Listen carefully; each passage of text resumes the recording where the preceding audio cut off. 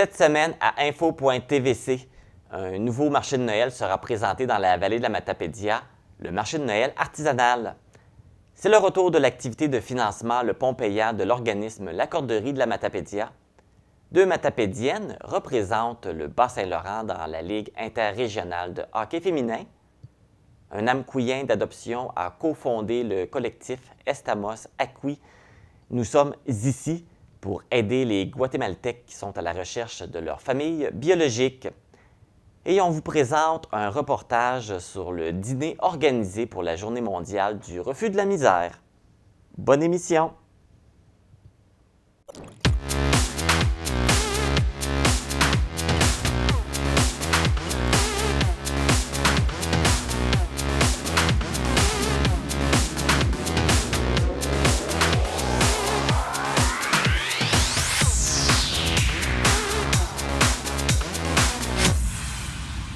Ici Marc Baudouin, bienvenue à cette édition du 21 octobre d'info.tvc.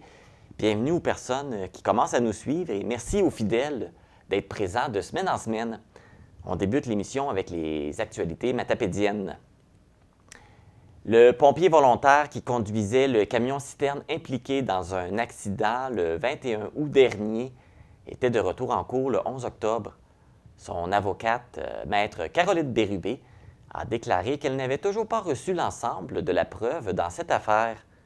Le juge de la Cour du Québec, Martin Gagnon, a accepté de reporter l'orientation-déclaration au 6 décembre. Rappelons que le conducteur du camion-citerne avait été arrêté pour conduite avec faculté affaiblie et de conduite avec plus de 80 mg d'alcool dans le sang ayant causé des lésions.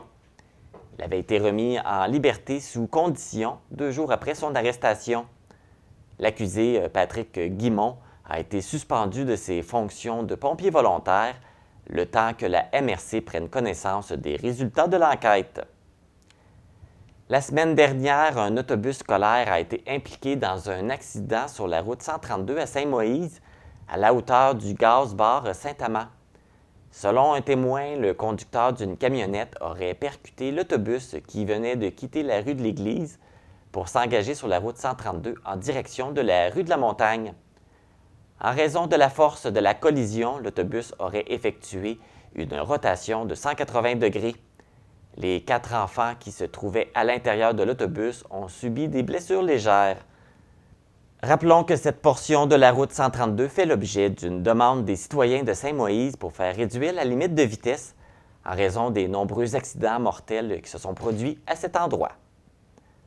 Une chasseuse a subi de graves blessures au moment qu'elle s'adonnait à la chasse sur le territoire de la ZEC-Casso, à proximité de la municipalité de Sainte-Marguerite-Marie, samedi dernier. Selon des témoins, la courroie qui tenait le fusil de chasse a cédé alors que celle-ci se déplaçait en forêt. Geneviève Chiasson a dû être transportée au centre hospitalier pour soigner des blessures au niveau de la main.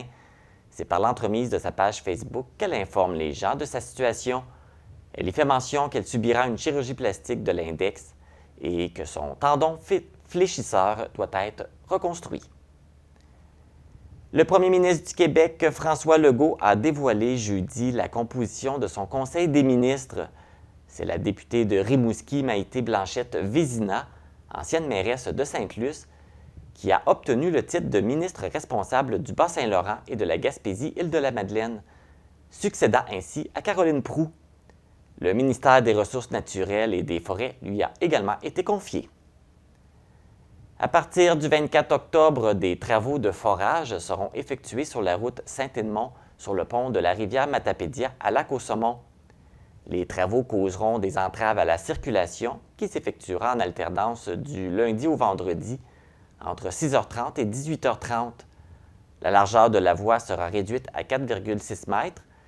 Les travaux devraient être complétés à la fin de la semaine, soit le vendredi 28 octobre.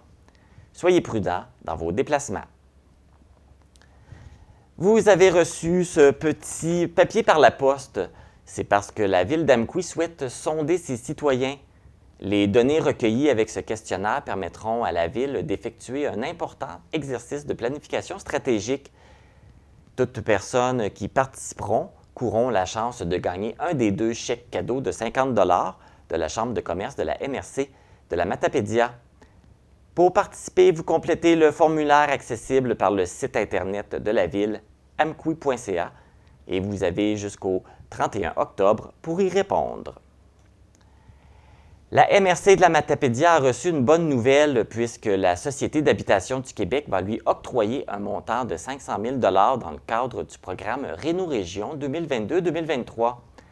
Cette somme servira à aider les propriétaires à revenus modestes à corriger des défectuosités majeures à leur résidence, comme l'électricité, la plomberie, le chauffage et l'isolation.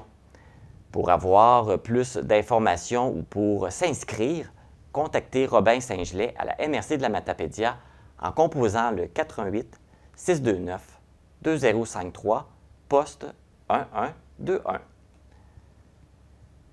Au début du mois d'octobre, l'école primaire de Val-Brillant annonçait sur sa page Facebook l'installation d'une classe extérieure. Maintenant, c'est au tour de l'école Saint-Ursule d'Amkoui de travailler actuellement à concrétiser ce projet. La classe extérieure sera située au Parc des Sœurs, qui est situé dans un boisé entre l'école et le parc Pierre et Maurice Gagné. On peut déjà y apercevoir des petites tables et des bancs en bois de différentes couleurs fabriqués à la main. D'autres éléments s'ajouteront également, dont un tableau. Ce projet s'effectue en partenariat avec la ville d'Amkoui. Les détails du projet seront dévoilés une fois que la classe sera inaugurée et celle-ci s'effectuera au printemps. Dans la Ligue interrégionale de hockey féminin, le 15 octobre dernier à Saint-Fabien, les Cyclones du Bas-Saint-Laurent dans la catégorie M18-2A ont remporté 2 victoires, une avec le résultat final de 2-1 et l'autre de 1-0 contre les Citadelles de Québec. 2 Matapédiennes font partie de l'équipe, dont Lydie-Pierre Fournier de Saint-Tarcisius et Audrey-Anne Lavigne d'Amkoui. Les 2 prochaines parties se dérouleront à Trois-Rivières le 29 octobre prochain. Les Cyclones du Bas-Saint-Laurent affronteront les Rafales de la Mauricie. Un peu plus tard dans l'émission, on vous présentera l'entrevue avec les 2 hockeyeuses matapédiennes Audrey-Anne Lavigne et Lydie-Pierre Fournier. Mais après la pause, on vous présente un nouvel événement qui se déroulera au mois de novembre, le marché de Noël artisanal.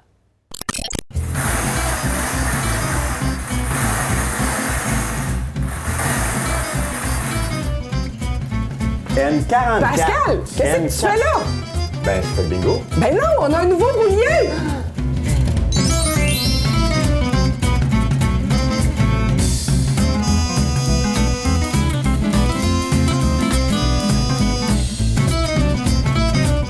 Rejoignez-nous au Télébingo ce dimanche à 12h30. Cette année, pour les fêtes, un nouvel événement s'ajoute et c'est une première pour le camp Sable Chaud. On parle du marché de Noël artisanal. Et d'ailleurs, pour nous donner plus d'informations, je suis en compagnie de l'organisatrice Marie Michaud et le directeur général du camp Sable Chaud, Marc-Étienne Bédard. Bonjour à vous deux. Bonjour. Bonjour. Merci de venir nous parler de ce bel événement qui est une nouveauté. Pouvez-vous nous dire exactement en quoi ça consiste? Alors, le marché de Noël, moi, c'est pour faire connaître les artisans qui font des choses extraordinaires. Et souvent avec pas grand-chose, comme ramasser des roches sur le bord de la plage, mais faire des... C'est super beau. On vient de le vivre, je l'ai vécu hier à Val-Brillant, et j'ai vu qu'il y avait des talents qu'il fallait faire connaître. Donc, ils font toutes sortes de créations avec toutes sortes d'objets, ils laissent aller leur imagination. Et là, ça va être exposé. J'imagine que les gens peuvent en acheter aussi. Bien sûr. C'est le temps d'acheter les cadeaux de Noël. Alors, ces gens-là qui font que ce soit du tissage, du tricot ou des bijoux, c'est la période. Et sur place, on va faire l'emballage des cadeaux qu'ils vont acheter par les membres du Club Richelieu-La Rocade. OK. Donc, si tu veux acheter quelque chose, tu sais que tu veux le donner en cadeau, tu peux le faire emballer tout de suite. Oui. Donc, l'objectif, c'est de faire connaître les créateurs de la région. Est-ce qu'il y a d'autres objectifs avec cet événement-là? Bien, surtout ça. Et pour une partie, ce que les membres qui vont revenir au camp, c'est les confections de décorations de Noël qui sont faites avec du recyclage. recyclage de d'autres décorations qu'on défait et qu'on refait OK. pour offrir. Fait qu'il va y avoir ça aussi. Il va y Oui. avoir une place pour les gens s'ils veulent acheter des décorations de Noël. Oui. Il va y avoir. C'est tout ça. quoi? C'est soit des centres de table ou des décorations de portes ou de fenêtres. Est-ce que cet événement-là, c'est gratuit pour les gens qui veulent y aller? Est-ce que c'est gratuit? Ben oui. Ben OK. pour le visiter, Oui, bien pour. il n'y a pour y aller. aucun Il y a frais. aucun frais. Aucun Les seuls frais frais, c'est si d'entrée. tu veux acheter des œuvres des personnes ça. qui sont là. Et puis, les gens vont acheter des choses. Est-ce qu'il y a un revenu qui revient au Ensemble Show ou. Au Camp Sable Chaud, c'est les locations de tables qui OK. reviennent et ce que les gens, des bénévoles vont faire en déco et avec des petites gâteries de Noël. Ça OK. va être pour le camp. Parfait. Tout l'argent ramassé pour ça va pour le camp. Oui. Donc, les gens doivent réserver leur table. Comment ça fonctionne? Qui peut participer? Qui peut exposer? Comment ça fait? C'est certain qu'on veut que des gens régionaux, au moins locaux aussi, plus peut-être, mais comme c'est pas nécessairement toujours facile, ça peut être des gens qui viennent comme de la région. Là. Ça peut être du Lac-Mécoui, de Saint-Léon, ou ces places-là ici À la autour. grandeur de la Matapédia. Oui, absolument. Ça peut Absolument. aller un peu plus loin s'il y a des gens de la Métis qui Bien, veulent pour venir? cette année, moi, je pense qu'on irait avec ça. L'année OK. prochaine, dépendamment de l'espace, on verra qu'est-ce qu'il faut faire, parce que j'espère qu'il y aura une deuxième année. Mais pour cette année, c'est ça. Ce n'est pas agroalimentaire, c'est vraiment artisanal.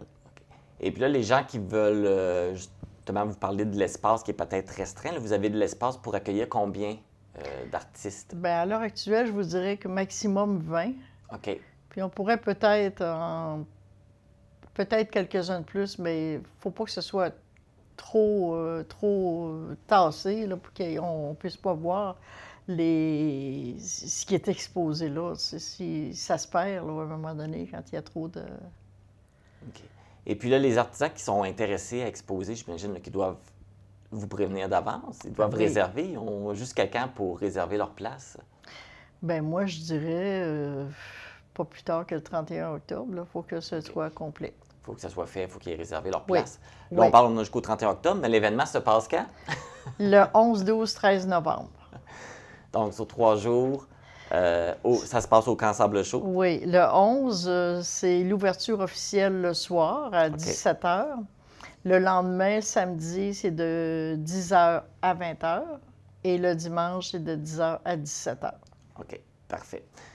Donc, ben merci. Je pense que ça va être super intéressant. Puis on espère que les gens vont aller encourager nos artisans en grand nombre. Je peux vous dire que ça va être varié. Puis ce que j'ai vu en fin de semaine, la plupart vont revenir au camp.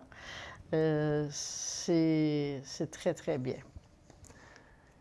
Marc-Étienne, tu nous as pas parlé beaucoup encore. Oui, mais ça va me faire plaisir si jamais. Mais je pense que tu es ici aussi pour nous annoncer peut-être d'autres événements qui vont avoir lieu au Camp Sable Chaud. Ben, pas nécessairement d'autres événements. Nous, moi, j'ai juste pour revenir un peu sur ce qu'on vient de parler, le marché de Noël, Mme Michaud m'a approché. Dans le fond, pour ceux qui ne le savaient pas, moi, j'ai pris le remplacement de Mme Michaud. Mme Michaud, ça n'a pas été très, très long. Elle est arrivée avec un beau projet comme ça. Encore pour aider le camp. Sa mission reste la même. Fait qu'on est super content là, que ça va se passer au Camp Sable Chaud puis qu'une partie des fonds va pouvoir aller vers notre belle mission là, qui est toujours d'aider les jeunes dans notre communauté. Puis, c'est des projets comme ça, je pense qu'on a besoin. Comme Mme Michaud a dit, il y a beaucoup d'artisans, surtout dans les derniers temps, il y en a beaucoup qui sont rajoutés. Il faut mettre la lumière là-dessus. Ça va être super beau. Puis c'est un premier, là, comme vous dites, là, c'est un premier projet vers tout de nouveaux projets qui peut s'en venir par la suite. Le Camp Sable Chaud, il y a encore bien des possibilités, bien des événements qui peuvent se passer là. Puis Mme Michaud, c'est un bon exemple avec son marché de Noël qui va se Parce faire. que toi, ton rôle au Camp Sable Chaud, c'est de chapeauter ces événements-là, ces activités-là? Ben, c'est pour là, actuellement, étant donné que j'ai quelqu'un de confiance actuellement qui est à l'organisation de ce projet-là, c'est un peu ça que je fais. Je suis plus je suis plus sur le côté, parce que je sais que la Michaud, elle connaît les airs, elle sait où ça en va, puis je fais confiance à 100%. Après ça, mon rôle, ça va être aussi d'en créer, de ramener des choses. Si jamais, puis c'est un bon point, si jamais vous aussi, vous avez des idées en tête, des besoins, vous voyez des trucs en région, ça pourrait se passer. Nous, on est en plein air, on a une belle place pour le faire. Nous, on est là pour aider. on voudrait dire qu'on peut aider plus à la communauté, comme Mme Michaud le fait, actuellement avec les artisans. Si vous aussi vous avez des besoins, vous avez d'autres choses, on est là pour ça. Puis ça va me faire plaisir de développer ça avec eux autres. Ah, parfait, c'est intéressant. Fait que ça veut dire Ouais. n'importe qui là, qui dirait moi, j'aimerais ça organiser un tel événement, mais j'ai pas d'endroit. Ils peuvent vous contacter pour utiliser le Camp Sable Chaud pour. Tout à fait, tout à fait. On fait la location, mais pas juste. Vous venez me rencontrer, vous avez une belle idée, vous savez pas trop vers où aller. Bien, on est ouvert à ça. Hein. C'est ça. Mme Michaud est venue me voir, elle a dit je veux faire un marché de Noël. Ben, c'est un beau projet, c'est une belle idée. On se lance là-dedans. Puis on va donner tous les outils, puis on va donner ce qu'il faut pour les réaliser. Oui, puis on a besoin de relève, on a besoin de l'aide de tous les gens pour Oui. avoir des nouvelles idées, puis faire des Ben, c'est ça. activités, puis garder tout oui. ça en vie, là, qu'il y ait un Absolument. roulement. C'est les gens de la communauté qui savent qu'est-ce qu'ils ont besoin, puis nous, on est là pour leur donner. Parfait, mon Dieu, c'est une belle initiative de pouvoir permettre tout ça, puis on encourage les gens à profiter du Camp Sable Chaud pour organiser plein d'activités et d'événements. Puis ils peuvent suivre là, bientôt. Là, on va remettre actifs nos pages Facebook, nos réseaux, notre site Internet. Donc, si vous voulez suivre toutes les nouveautés, les nouveaux événements, le marché de Noël va être aussi identifié sur notre page Facebook si jamais ils veulent les informations. Ça va Oui. nous faire plaisir, ils peuvent nous appeler là, sans problème. Fait que la page Facebook, c'est le Camp Sable Chaud que ça s'appelle. Oui, Camp Sable Chaud sur Facebook. Fait Vous allez le que trouver ça assez pour avoir les facilement. événements, proposer des activités, suivre les événements, tout se trouve là. Oui, tout à fait. Parfait. Bien, merci beaucoup à vous deux de votre visite. Ça fait plaisir. Ça fait Merci à plaisir. toi. C'est vraiment intéressant. Alors, je vous rappelle, ne manquez pas le marché de Noël artisanal qui aura lieu du 11 au 13 novembre prochain au Camp Sable Chaud, situé au 530 rang Saint-Philippe. Pour toute information ou question, vous pouvez contacter Marie Michaud au 418-629-0150.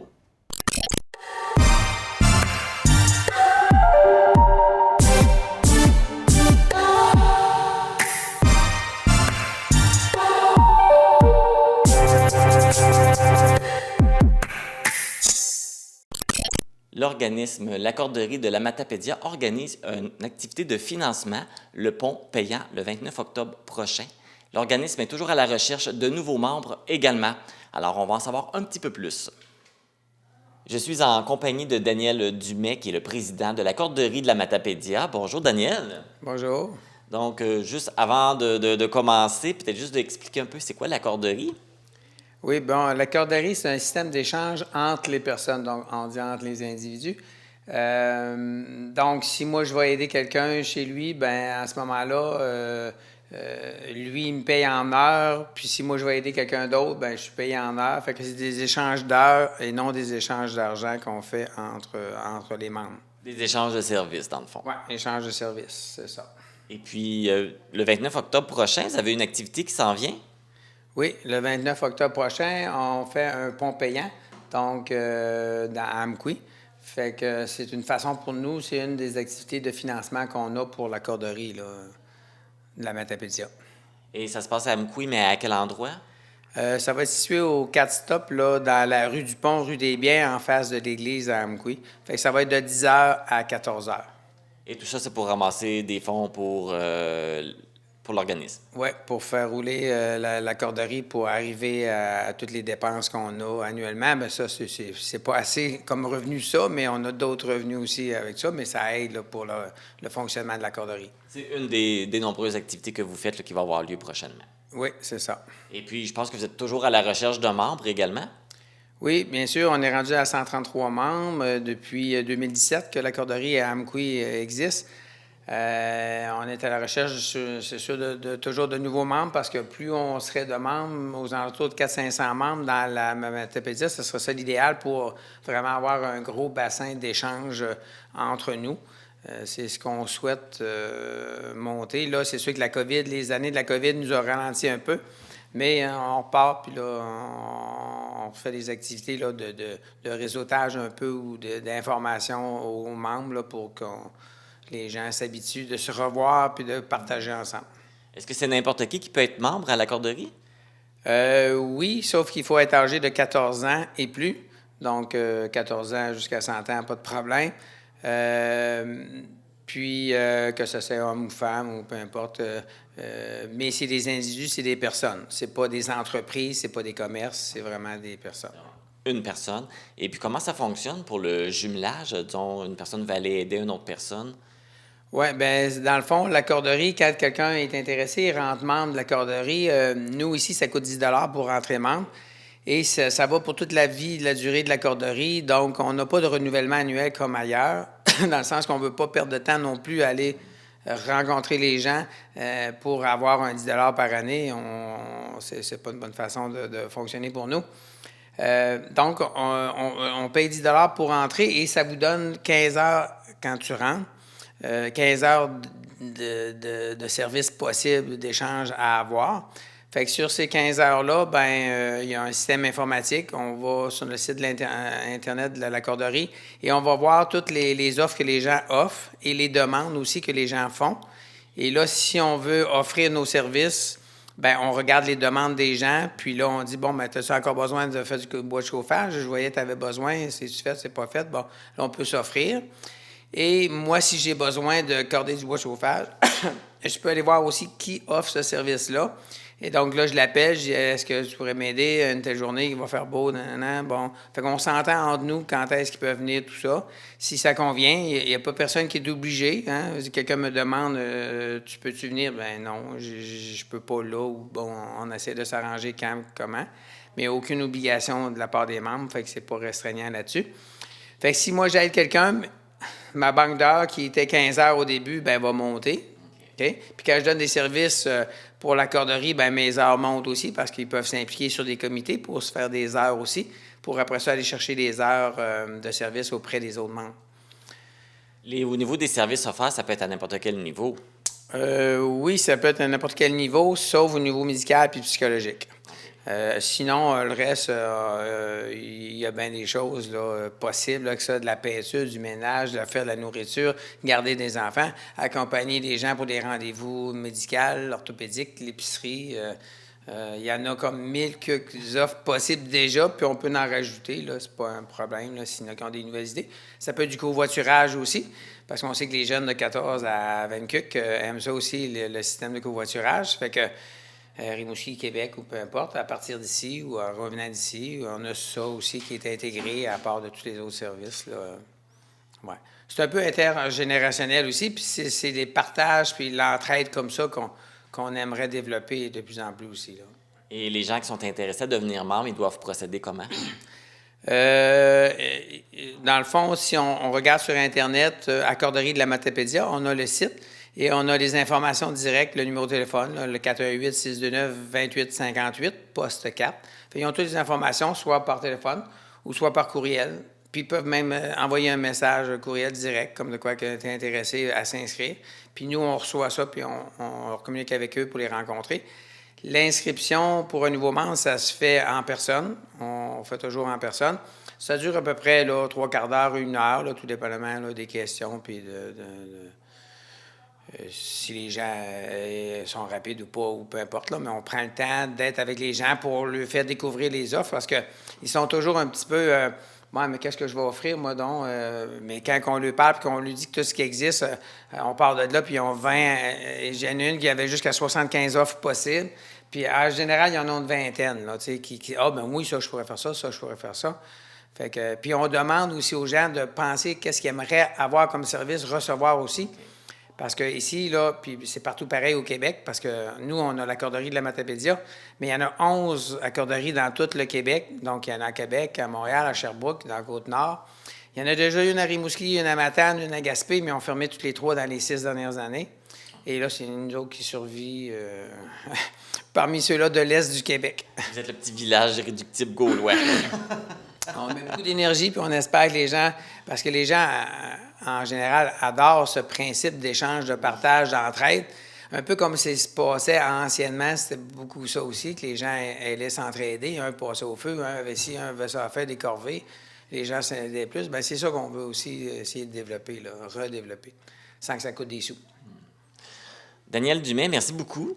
Puis on va vous souhaiter un bon succès avec votre activité du 29 octobre prochain. Puis on va inviter les gens à être généreux. Bien, merci beaucoup. Au plaisir. L'organisme La Corderie de la Matapédia est situé au 60 rue Legère-Leblanc-Nord à Amqui. Pour toute information, consultez la page Facebook La Corderie de la Matapédia. C'est le moment de la Minute de l'humour avec C'est une fois une blonde qui va au cinéma. Elle achète un ticket et elle va s'asseoir. Elle revient voir la dame à la billetterie 5 minutes plus tard. Elle achète un autre ticket et elle retourne s'asseoir. Encore 5 minutes plus tard, elle revient et elle demande à acheter un 3e ticket. Alors, la dame à la billetterie lui répond « Mais ça fait déjà 2 que je te vends, tu n'as pas besoin d'un autre ticket. » Et la blonde de lui répondre « C'est pas de ma faute, c'est le monsieur au fond dans la salle qui me le déchire sans arrêt. »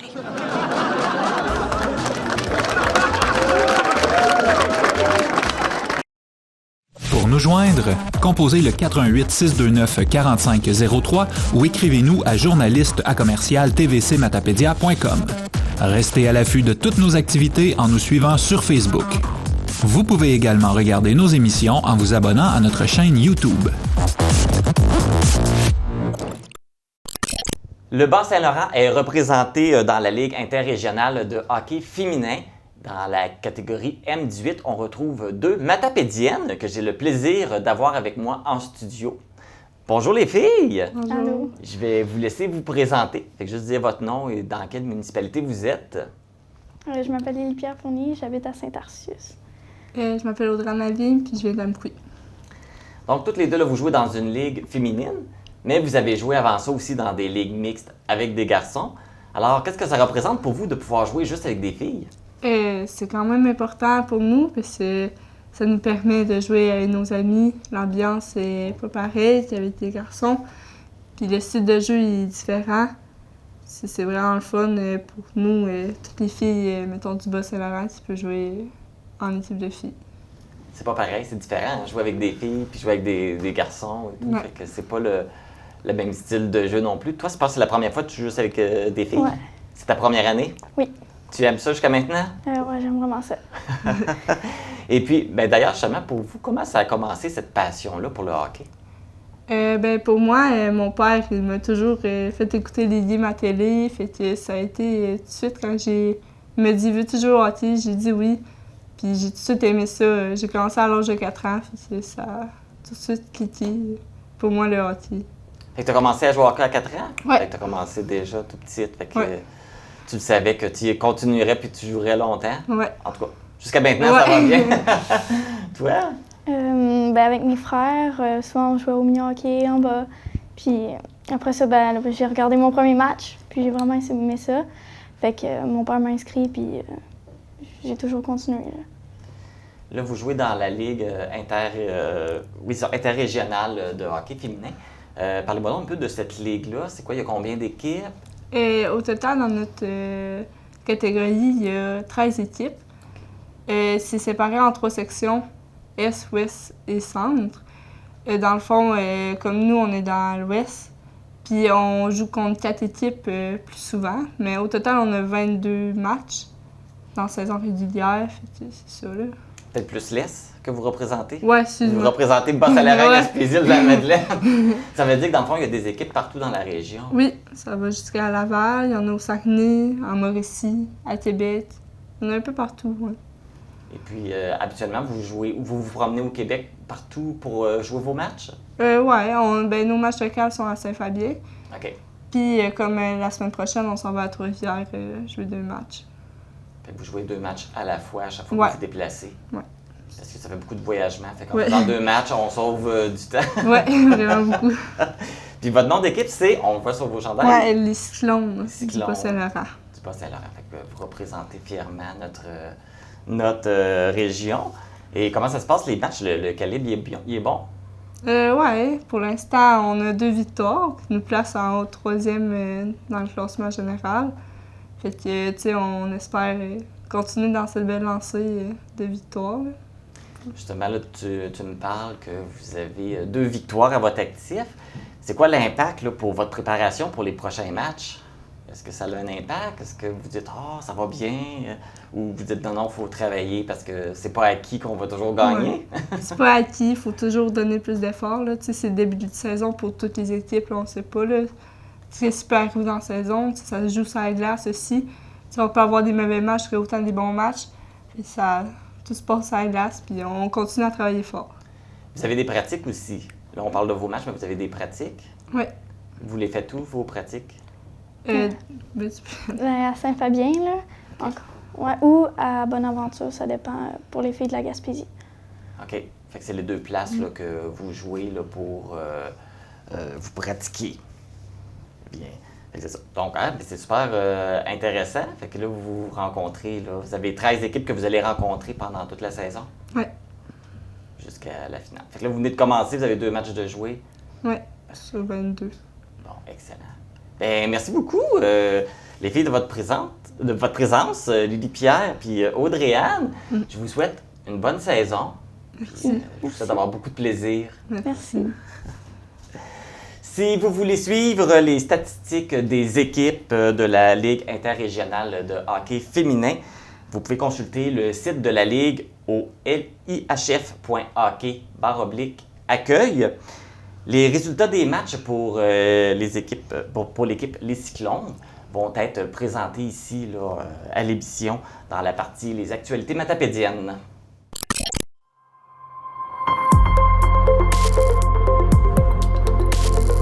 Pour connaître ce qui se passe chez vous, dans la vallée de la Matapédia, TVC Matapédia, on s'y retrouve partout. La guerre civile au Guatemala qui a éclaté dans les années 80 a été percutante et aurait causé un réseau de trafic d'enfants. Un Guatémaltèque qui a été adopté ici à Amqui a entrepris des démarches pour découvrir la vérité et est aussi membre fondateur du collectif Estamos Aquí. Nous sommes ici. C'est une histoire hors du commun qu'a vécu Ignacio Alvarado, que j'ai avec moi en studio. Bonjour Ignacio. Bonjour. Merci de ta présence aujourd'hui. Merci. Et puis, comme je mentionnais, tu as été adopté par une famille ici à Amqui. Donc, tu as grandi ici dans la vallée de la Matapédia. C'est des gens qui écoutent. Il y en a peut-être qui vont te reconnaître. Ah, ben oui. Parce que tu vivais sous quel nom au moment que tu étais ici dans la À vallée? l'époque, c'était Kevin. Kevin? Kevin Salarin, ouais. Fait que, Les gens, ils m'ont connu sous le nom de Kevin. Ce nom de Kevin. Mais là, maintenant, ton vrai nom, c'est Ignacio. Ignacio Pedro. Et, oh, OK. Pedro, ouais, ça, c'est le nouveau prénom que j'ai su il y a 2 mois. OK. Par la famille du Guatemala. Donc, tu as grandi ici, mais ta vie, elle a changé. Un jour que tu as reçu un courriel. C'était quoi ce courriel-là qui a changé ta vie? En fait, j'ai reçu un courriel en fait, c'était un article qui abordait le trafic d'enfants qu'il y avait eu en provenance du Guatemala. Fait que j'ai lu l'article, un article de 4 pages. Puis en lisant l'article, j'étais comme « Oh my God », comme je me voyais dans l'article. Parce que ça abordait entre autres de l'orphelinat aussi que j'avais transité. Ça parlait entre autres de l'avocat d'adoption qui avait fait les démarches et tout. Puis, je me voyais dans l'article. Fait que c'est ça. Fait que là, à ce moment-là, tu as cru que tu avais probablement été adopté suite à un trafic d'enfants? Ouais. Puis, comment on réagit quand cette vérité-là apparaît ou quand on apprend ça? Ça doit être quand même assez un choc, ça a été difficile. Moi, ça m'a bouleversé, puis ça a changé ma vie, ça a comme chamboulé ma vie de A à Z. Puis c'est là que je me suis rendu compte, en lisant l'article, qu'il y avait des milliers de familles qui cherchaient leur enfant aujourd'hui. Là, j'étais comme, ça se peut que ma mère me cherche, en fait. Aussi. Fait que ça a pris un an que j'ai eu, j'étais comme déprimé, en fait. C'est une bombe, là, de Ben oui. recevoir ça, tu sais. Puis après un an, en fait, comme j'ai pris un an pour remonter la pente et tout, parce que ça m'a beaucoup affecté, en fait. Puis du coup, après un an, j'ai décidé de retourner au Guatemala, qui était comme la 2e fois de ma vie. J'avais été comme quand j'avais 20 ans, mais comme juste en mode voyage, pack-sac un mois. Pas nécessairement pour retrouver ta famille. Non, mais là, j'y allais vraiment en mode, OK, on entame les démarches pour essayer de trouver des réponses, en fait, à mon histoire. Oui, est-ce que tu fais partie de ces enfants-là qui ont été kidnappés et donnés en adoption sans la volonté des parents, ou c'était autre chose, là? Il y avait une vérité que tu voulais découvrir? Oui, c'est ça. Parce que c'est quand même difficile, là, j'imagine, de vivre dans l'ignorance, de ne pas savoir ce qui s'est réellement passé. Parce que moi, en fait, j'ai toujours eu comme... on m'a toujours raconté le narratif de l'enfant qui avait été abandonné dans une ferme. Fait à partir de ce narratif-là, tu te crées aussi comme une histoire. Puis quand j'ai lu l'article, j'étais en fait, c'est peut-être pas vrai l'affaire. C'est peut-être. Il y a peut-être d'autres choses qui se cachent derrière ça, tu sais. Fait que c'est pour ça en fait que j'étais comme, j'ai voulu aller plus loin puis que vraiment comprendre pourquoi que je m'étais retrouvé ici à Amkoui en fait. OK. Et j'imagine que tout seul, c'est pas toujours évident. Et puis ce qui est intéressant, c'est que l'année dernière, l'émission Enquête à Radio-Canada ont fait une émission justement sur le sujet des Guatémaltèques qui ont été adoptés ici au Québec, au Canada, et qui pensent qu'ils ont fait partie de cette réalité-là qui s'est passée là, pendant la guerre civile. Et puis, j'ai écouté l'émission et à la fin de l'émission, pour ta cause, parce que tu faisais partie des personnes invitées dans l'émission, il n'y avait pas vraiment rien qui avait débloqué de ton côté, sauf peut-être trouver une parente proche. Depuis l'émission, est-ce qu'il y a eu du développement dans ta situation? Du développement, c'est pas le mot. Je les ai retrouvés. Tu as retrouvé tes parents? J'ai retrouvé ma mère biologique. En fait, tout le côté maternel. Ma mère, ma soeur, mon frère. Je les ai retrouvés. J'ai eu la chance de rencontrer. On a eu les retrouvailles le 24 juin dernier au Guatemala. OK. Pour de vrai, je pense que c'est l'événement le plus intense émotionnellement que j'ai vécu dans ma vie. C'est gros. Même encore aujourd'hui, comme j'ai pas assimilé tout ce qui vient de se passer. Ça vient avec des montagnes russes d'émotions. Je l'ai vu, on s'embrassait. J'étais comme, oh my God, c'est toi, ma mère. Comme, c'est toi qui m'as donné la vie. Puis là, j'ai juste dit, je t'aime, maman. C'est des moments, c'est inoubliable, c'est riche en émotions. Là, finalement, tu as pu savoir la vérité. Est-ce que tu fais partie des enfants qui ont été kidnappés, donnés en adoption, ou si c'est tes parents qui, de façon volontaire, t'ont donné en adoption? Ben en fait, l'histoire est un peu... C'est moins simple que ça. C'est délicat. Ouais, c'est ça. Okay. C'est pour des raisons qui lui appartiennent à ma mère. Okay. En fait, c'est elle qui, elle a vécu sa grossesse seule, puis elle a couché seule dans une espèce de pâturage sur le bord d'une rivière, puis elle m'a déposé là, quelques heures plus tard. Okay. Puis c'est des gens de la communauté de Santa Lucia qui m'ont retrouvé le jour d'après, 24 heures après. Puis en fait, j'avais encore le cordon ombilical puis la placenta. Okay. Fait qu'ils m'ont retrouvé, puis ils m'ont amené à l'hôpital, en fait, national de Guatemala. Puis, du coup, c'est à ce moment-là que l'État a intervenu parce que les gens de la communauté de Santa Lucia voulaient m'adopter. Ils disaient non, mais ça serait bien que Ignacio reste ici dans la communauté. Il fait partie de la communauté, tu sais. Puis l'État a fait non, Ignacio, comme il va mieux ailleurs dans un autre pays, tout plein de familles comme qui attendent juste avoir un enfant. Fait que du coup, un jour, les avocats, ils sont débarqués dans la communauté, puis ils leur ont dit ah ben si vous voulez l'adopter, voici les documents. Les gens étaient comme mais on sait pas lire, on sait pas écrire. Parce que là, on parle de communautés profondes dans les montagnes, des communautés que l'État laisse dépérir, qu'il n'y a aucun filet social, il n'y a pas d'éducation et tout. Fait que du coup, la cause était un peu perdue. Fait qu'ils m'ont plus jamais revu après un mois. OK. Puis ça a tellement marqué l'imaginaire collectif de la communauté de Santa Lucia. Puis ça les a tellement comme profondément touchés puis attristés de me voir partir puis de ne pas savoir où c'est que j'étais, qu'ils ont décidé de rebaptiser la rivière puis le chemin en ma mémoire. Et encore aujourd'hui, il y a une rivière puis un chemin qui s'appelle la Vuelta del Niño, qui veut dire le retour de l'enfant. Ça, c'est la rivière proche où ta mère Oui. elle a accouché de toi, où ce que tu as laissé. Mm-hmm. C'est vraiment une belle histoire. Puis c'est touchant. Et puis, je pense que tu as voulu redonner à la communauté, puisque tu es cofondateur d'un collectif qui s'appelle Estamos Aquí. Donc, pour aider justement d'autres Guatémaltèques qui auraient été adoptés et qui sont à la recherche de leurs parents. C'est bien ça? C'est ça. En fait, suite à toutes les démarches que j'ai entreprises là-bas au Guatemala, mon histoire elle a beaucoup été médiatisée au Guat.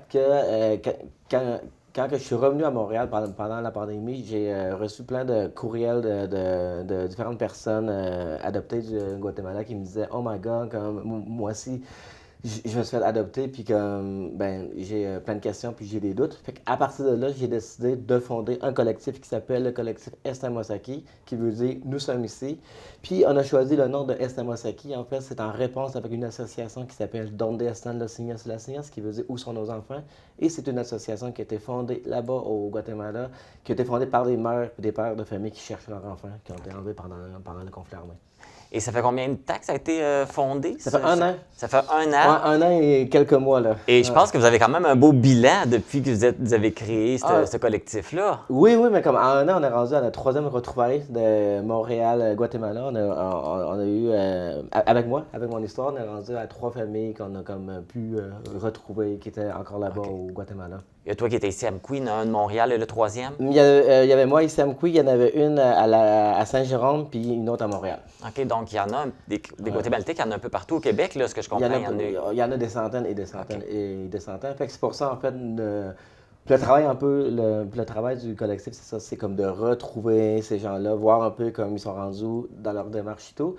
Puis aussi comme de redonner la voix à ces gens-là, puis comme visibiliser aussi comme l'adoption transraciale, qui est un sujet encore un peu tabou. Fait que voilà, c'est ça. Fait que, puis c'est accompagner aussi ces jeunes-là dans leur démarche. Parce que ça peut être difficile, en fait, si tu parles pas de la langue, si tu connais pas le contexte politique, si tu n'as pas de contact là-bas, puis si tu as le narratif de l'enfant qui a été abandonné, par où tu commences, en fait. C'est ça. Parce que toi, tu l'as vécu. Je l'ai toi, tu n'as pas vraiment eu de soutien, tu n'as pas vraiment eu d'aide, tu étais tout seul là-dedans, donc... Moi, je suis arrivé là-bas toute seule au boîte. 4 heures du matin, boum! Je vais aller faire des recherches.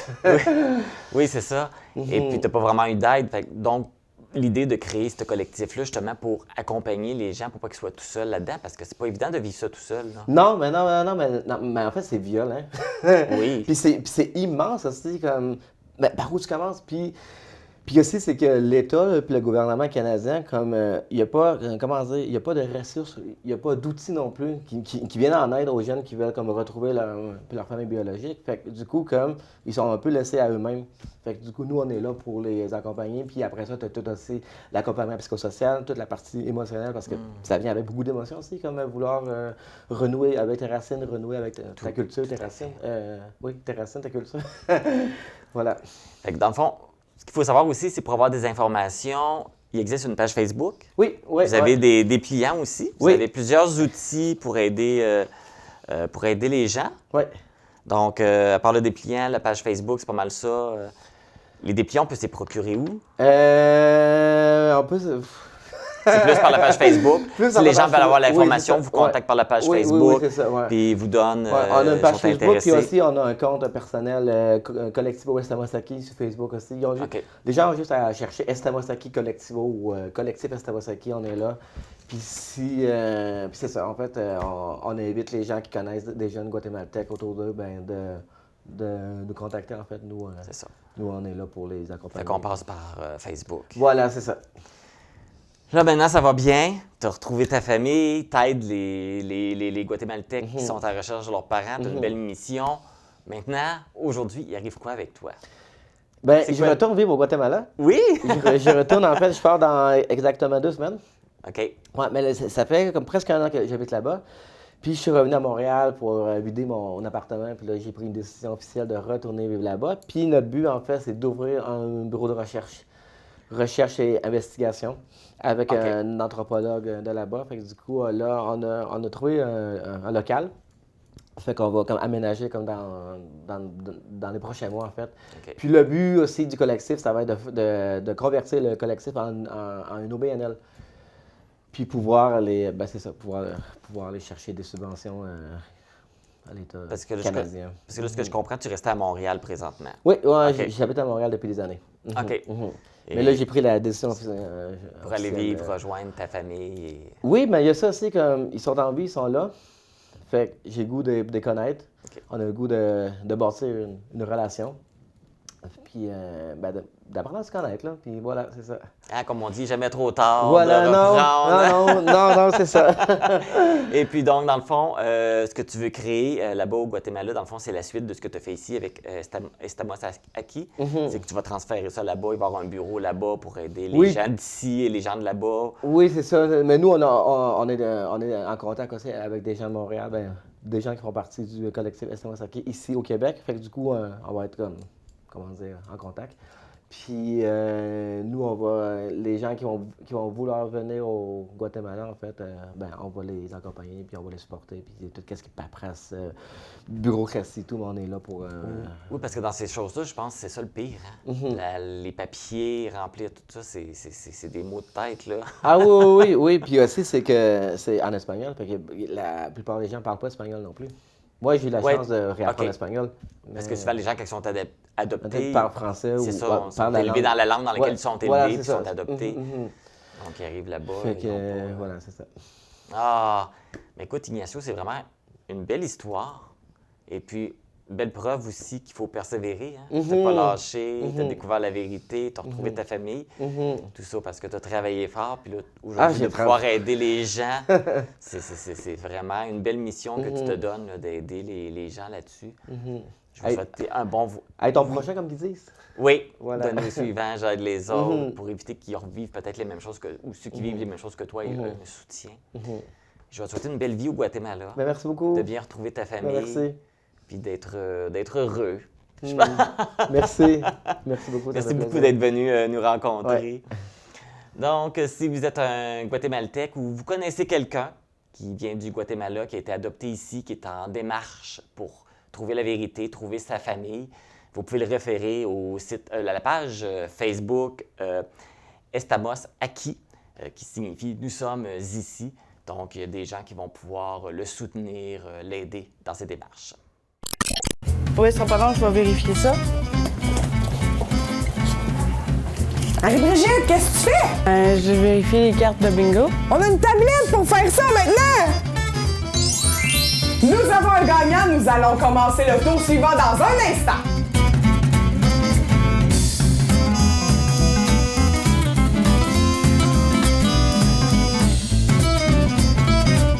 Rejoignez-nous au Télébingo ce dimanche à 12h30. Pour souligner la journée du refus de la misère, la Corporation de développement communautaire Vallée de la Matapédia, en collaboration avec Moisson Vallée Matapédia, offre un repas complet gratuitement. Nous sommes sur place pour voir comment ça se passe. Je suis en compagnie de José Carrier, qui est agente de développement et de promotion, et de Sébastien Lévesque, qui est agent d'accompagnement au mouvement communautaire à la CDC Vallée de la Matapédia. Bonjour à vous deux. Bonjour. Bonjour. Pourquoi c'est important d'organiser un événement dans le cadre de la journée du refus de la misère? C'est important parce que les gens ont besoin de se mobiliser pour les gens qui la vivent à tous les jours, quotidiennement. C'est important qu'ils puissent avoir la possibilité de parler, d'élever leur voix haut et fort pour le dire qu'ils sont dans la misère, puis qu'on puisse ensemble essayer de trouver des solutions. Et puis, est-ce qu'on a des statistiques, savoir est-ce qu'il y a beaucoup de gens dans la vallée de la Matapédia qui vivent sous le seuil de la pauvreté? C'est sûr présentement, je n'ai pas de statistiques précises. Ça a déjà été fait dans le passé. C'est sûr que vu le contexte économique, l'épicerie, exemple, qui augmente, on remarque que même la classe moyenne commence à avoir des difficultés économiques. Puis, la misère, on sait que ça touche à plusieurs niveaux. C'est pas juste au niveau économique. Donc, ça peut être des gens qui vivent des problématiques quelconques. Donc, je n'ai pas de statistiques exactes, mais on le sait que c'est en augmentation parce qu'on le vit dans les organismes et il y a beaucoup plus de demandes. Et puis aujourd'hui, l'événement organisé, c'est un dîner. On offre de la nourriture aux gens. Alors, comment ça se passe? Normalement, la soupe populaire, il y a toujours une soupe qui est offerte. Fait que c'est ça, le bonus spécial là, dans le cadre pour souligner la Journée mondiale du refus de la misère, c'est un repas complet. Qui est offert là, par Moisson Vallée là, dans le cadre de cet événement-là. Fait que c'est l'action concrète cette année là, que le comité de sensibilisation, là, que les partenaires là, ont décidé de mettre en place là, pour souligner l'événement. Et qu'est-ce qu'on retrouve au menu? Des pâtés au poulet, pâtés à la viande, donc avec de la salade, 2 sortes de soupe. Donc, c'est un menu quand même assez complet avec le dessert. Donc, on remercie Moisson Vallée là, qui s'implique toujours auprès de la population pour justement bien les nourrir. Donc, on parle d'un repas gratuit, mais même si c'est gratuit, on invite les gens à la générosité et à donner des dons. Ben oui, comme toujours, là, au Chaudron Gourmand, là, les contributions volontaires sont les bienvenues là, pour soutenir l'organisme dans sa mission. Ça fait pas très longtemps que l'activité est commencée, c'est déjà plein de monde, donc ça fonctionne bien? Oui, on est content. Habituellement, c'est une activité qui est quand même assez bien perçue de la population. Il y a toujours beaucoup de monde. Donc, puis il ne faut pas oublier aussi qu'on est dans la semaine de l'action communautaire autonome. Donc, ça aussi, on a apposé des silhouettes avec des messages qui mettent en valeur les organismes qui se dédient à la population à divers niveaux pour faire rayonner. Ça fait rayonner le milieu, c'est sûr, mais en même temps, ça aide beaucoup de gens. Donc, ces silhouettes-là, on peut les voir ici sur la rue du Pont. Est-ce qu'il y en a d'autres ailleurs ou sont juste ici? Il y a des messages, là, il y en a quelques-unes dans la salle, dans les vitrines de Moisson. Il y en a une dans la vitrine de la friperie en face. Quelques-unes dans la rue. Des messages sur les murs aussi, là, dans des bulles de discussion. Là, fait que ils ont été étalés comme ça, là, dans le secteur ici. C'est quoi les messages qui sont lancés?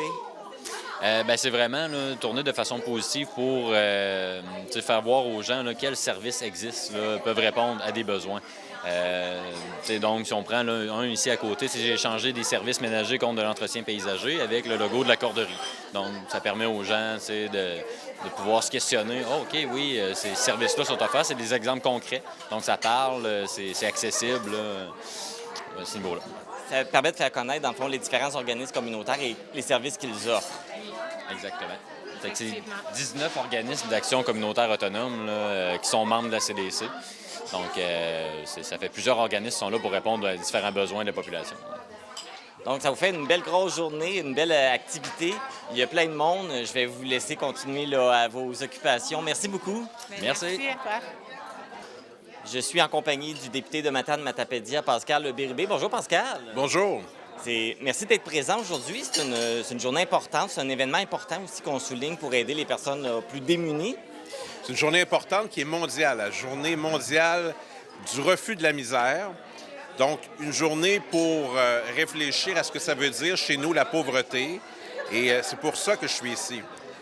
Les personnes que je défends prioritairement, c'est les plus vulnérables, c'est des gens qui ont faim, c'est des gens qui cherchent de l'espoir. C'est ce que je fais à mon bureau de comté. Et c'est pour ça que c'est important d'être ici, comme je l'ai fait à Matane vendredi dernier, pour les mêmes raisons. Et ça démontre aussi tout le rôle des organismes communautaires dans notre milieu, ceux de la Matapédia. D'ailleurs, je vais vouloir tous les rencontrer cet automne pour parler des enjeux de la Matapédia, des enjeux de chacun des organismes que je connais très bien, mais je veux en savoir plus parce que souvent avec eux, ça nous donne un bon portrait des enjeux de la Matapédia. Et être avec le monde ici, c'est ce qui me plaît le plus. Donc, ils sont toujours un peu surpris quand on vient dans des activités comme ici, mais je veux rappeler à tout le monde que si je veux s'engager en politique, c'est d'abord pour les plus vulnérables et que c'est la moindre des choses d'être ici pour envoyer le message que c'est ce que je vais porter à l'Assemblée nationale. Les organismes communautaires viennent en aide aux personnes, mais les organismes communautaires ont besoin d'aide aussi également. Il ne faut pas oublier ça non plus. Oui, les organismes communautaires font un travail exceptionnel qui ne pourrait pas être fait par d'autres, pas par le réseau de la santé en tout cas. Et les gens qui animent ces réseaux, c'est beaucoup des femmes, ont besoin de meilleures conditions et ont besoin d'un meilleur financement pour leur organisme pour acquitter leur mission. Donc, il y a une question de reconnaissance de leur rôle, mais aussi de financement qui vient avec. Donc, c'est ce que je vais plaider aussi. Dans la Matapédia, il y a des enjeux de toute nature comme ailleurs et ces groupes connaissent très bien les clientèles, sont très près des gens partout sur le territoire, dans les localités et font un travail qui est le plus près possible des gens qui ont besoin d'assistance. Et ça mérite considération, respect et encouragement. C'est jamais un événement comme ça aujourd'hui, ça lance un message au gouvernement.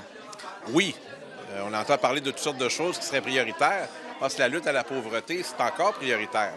S'assurer que tout le monde ait de la dignité, un endroit décent où habiter, qui ne coûte pas trop cher. Quand on regarde également l'augmentation du panier d'épicerie, qui est quand même importante, donc la capacité de manger sainement, et de vivre dans la dignité. Donc, il n'y a pas un plus beau chantier que celui-ci, de s'assurer que tout le monde ait des chances égales sur notre territoire et de s'entraider pour améliorer les conditions de vie des gens. Moi, si j'avais un serment à prêter là, pour être dans l'actualité, c'est celui-là, le serment de venir en aide aux gens qui ont besoin d'aide. C'est ça mon serment, moi. Pascal Bérubé, merci beaucoup d'être là, puis de nous représenter, puis de toujours être présent pour nous. Merci, puis je pourrais en dire autant de la TVC, de la Matapédia, qui est toujours là quand ça compte avec les gens. Donc, merci encore une fois de votre mission que vous acquittez avec beaucoup de brio. Donc, le repas qui est servi aujourd'hui, c'est dans le cadre de la Journée internationale du refus de la misère. J'espère que vous avez été généreux. Je vous souhaite bon appétit. Informatique Bar-Est est responsable de l'entretien du matériel informatique de votre TVC. Informatique Bar-Est, vente et réparation d'ordinateurs, services commerciaux et résidentiels. 418-629-INFO. C'est ce qui termine cette édition du 21 octobre d'Info.tvc. J'espère que vous avez apprécié cette émission. Un petit rappel que dans le cadre de la Semaine québécoise de réduction des déchets qui commence aujourd'hui jusqu'au 30 octobre, vous êtes invité à participer à la conférence sur le zéro déchet qui se déroulera ce lundi 24 octobre à 19h au bureau de la MRC de la Matapédia. Le 31 octobre arrive à grands pas et plusieurs activités sont organisées pour l'Halloween partout sur le territoire de la Matapédia. Informez-vous auprès de votre municipalité. Les vêtements que je porte sont une gracieuseté de la boutique Passion Mode située à Cause-Abscale. Merci d'avoir été à l'écoute. Ne manquez pas le Télébingo ce dimanche à 12h30. Les cartes à jouer sont de couleur brune. Moi, je vous retrouve vendredi prochain pour une autre édition d'Info.tvc, un spécial Halloween. Bonne semaine!